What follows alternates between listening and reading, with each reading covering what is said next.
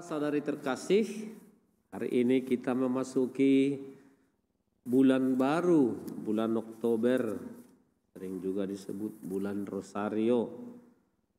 Dan di awal bulan ini gereja memestakan Santa Teresia dari kanak-kanak Yesus, atau sering juga disebut Santa Teresia dari Lisieux. Mengapa disebut dari kanak-kanak Yesus? Konon katanya pada masa kecil ia selalu berdoa dan bergaul dengan kanak-kanak Yesus. Ada patung di rumah Santa Teresia ini yang menjadi tempat pojok rohani di mana dia berdoa. Dan dia sering bermain-main, seperti bercakap-cakap dengan patung Yesus yang kecil itu. Sering dia berkata, "Yesus, engkau tentu senang mempunyai mainan. Biarlah saya menjadi mainanmu. Bila kau angkat, betapa senang hatiku. Jika kau sepak kian kemari, silakan. Jika hendak kau tinggalkan di pojok kamar karena bosan, boleh saja. Saya akan menunggu dengan sadar dan setia. Namun kalau engkau hendak menusuk bolamu ini," dia mengumpamakan dirinya seperti bola untuk dimain, "tidak menjadi apa-apa, tetapi terjadilah seperti kehendakmu." Jadi Santa Teresia ini bercakap-cakap seperti teman yang akrab, yang dekat, yang tidak ada rasanya perbedaan yang sangat mencolok di antara mereka.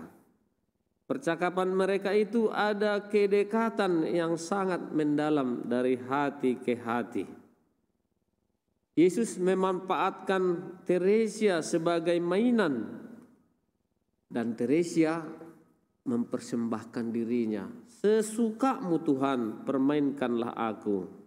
Dia tidak sedikit pun menahan dalam dirinya, bahkan dalam rasa sakit pun dia tetap bersukacita karena gembira bisa bermain-main dengan Yesus yang kecil. Itulah yang menjadi dasar kenapa Santa Teresia ini, sesungguhnya seorang suster ini, biasa disebut dari kanak-kanak Yesus, karena kedekatannya dengan Yesus yang kecil, yang dia anggap sebagai sahabatnya dan temannya. Nah, saudara-saudari terkasih, hari ini pun Yesus mengajak kita untuk memiliki semangat seperti Santa Teresia dari kanak-kanak Yesus. Dalam kesulitan yang dia alami dalam hidupnya, ketika dia sakit, menderita sakit paru-paru, dia tidak mengeluh, dia tidak menyesal, mengutuki Tuhan, mengutuki Yesus sahabatnya. Tetapi justru dia mengangkat pujian, memuliakan Yesus, bercakap-cakap dengan Yesus yang disalib, yang menderita itu. Jadi Santa Teresia mempersatukan penderitaannya dengan penderitaan Yesus yang disalib.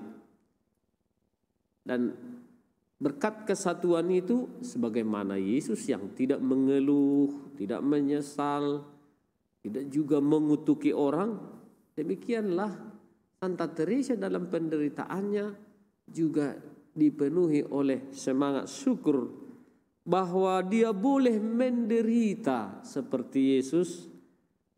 Dengan penyakit yang dialaminya menjadi satu kesempatan bagi dia untuk lebih dekat dengan Yesus. Dia bebas mengungkapkan isi hatinya seperti anak kecil. Dia selalu terbuka. Dia tidak menyimpan satu hal dalam dirinya yang menjadi mungkin ya, kebencian, kekesalan, ketakutan dan kekhawatiran. Seperti anak kecil Santa Teresia, polos dan tulus di hadapan Tuhan. Dalam hidupnya sebagai seorang suster, dia dikenal sebagai anggota biara yang sangat sederhana, yang gembira, riang melakukan pekerjaannya, mungkin mengepel lantai biara, atau membersihkan jendela, atau menyapu, mencuci piring, selalu penuh dengan gembira dan sukacita. Seluruh kekuatannya, tenaganya, pikirannya, hatinya dipakai. Ya. Kalau dihubungkan dengan fokus pastoral kita tahun ini, dia memiliki etos kerja yang kuat dalam tugasnya yang sederhana itu. Dan ini menjadi mungkin juga ya cermin bagi kita, menjadi juga ya cambuk bagi kita untuk tetap setia walaupun kita diberi tanggung jawab yang kecil, tanggung jawab yang sederhana, yang menurut orang remeh-temeh. Ya, bagaimana masa depannya kalau dia bekerja di situ? Ya, apa yang dapat nanti dia hasilkan? Nah, orang justru mengeluh tentang masa depan kita, sementara kita sendiri enjoy. Ya, senang dengan tugas yang kita kerjakan, yang kita laksanakan.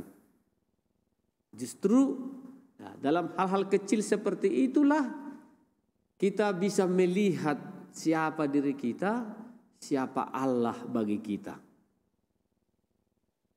Karena itu Yesus mengingatkan dalam Injil tadi, ya, siapakah yang terbesar dalam kerajaan surga?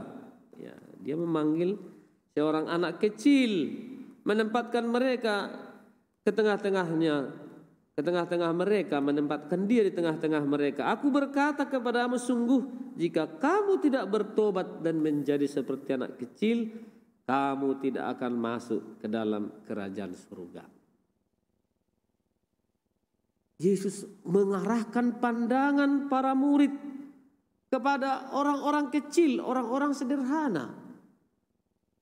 Gambaran anak kecil itu adalah gambaran ketidakmampuan, ya, gambaran orang yang pasrah, orang yang polos dan tulus, orang yang suci, yang tidak dibebani oleh keinginan-keinginan. Nah, inilah sosok orang yang terbesar dalam kerajaan surga.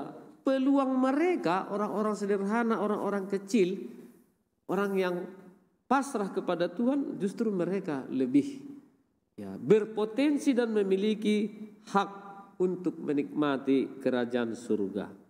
Seperti anak kecil, barang siapa rela merendahkan diri, merekalah yang terbesar dalam kerajaan Allah. Barang siapa menyambut seorang anak seperti ini dalam namaku, ia menyambut aku. Dalam diri orang-orang kecil, orang-orang sederhana, orang menderita, karena mereka hanya Tuhanlah kekayaan, hanya Tuhanlah yang mereka andalkan, hanya Tuhanlah kekayaan mereka, maka barang siapa peduli terhadap mereka, mencintai mereka, berarti mencintai Tuhan. Semoga semangat dan doa Santa Teresia yang diangkat oleh Paus menjadi pelindung misi, menjadi juga semangat kita. Menjadi misionaris tidak harus pergi ke tempat yang jauh, tidak harus ke luar negeri, tidak harus di tempat yang ramai, di tempat di mana ya, selalu penuh dengan umat. Tempat di mana kita berkarya bekerja, walaupun sedikit orang, walaupun kecil pekerjaan, ketika kita melakukan itu dengan setia, kita sudah menjadi misionaris, orang yang diutus untuk mewartakan kerajaan Allah. Semoga semangat ini dapat kita hidupi di tengah-tengah keluarga, gereja dan masyarakat kita. Amin.